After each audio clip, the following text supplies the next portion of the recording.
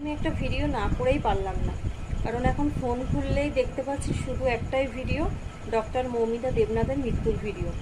কিন্তু এখন আমি নিজেকে বিশ্বাসই করতে পারছি না যে একটা মেয়ে হয়ে কী করে আর একটা মেয়ের এত বড় সর্বনাশ করলো।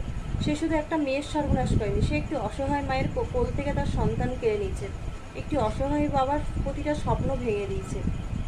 সে একটা সে যদি আজকে না সহযোগিতা করে যদি রুখে দাঁড়াতো, তাহলে অন্তত একটা মেয়ে তার জীবন ফিরে পেত, বা একটা মাকে তার সন্তান হারানোর কষ্টটা উপভোগ করতে হতো না।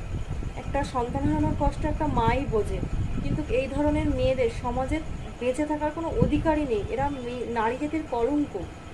যদি পৃথিবীতে কোনো ভয়ঙ্কর বা কষ্টদায়ক মৃত্যু থাকে, আমার মতে বলে এই ধরনের মেয়েদেরই দেওয়া উচিত।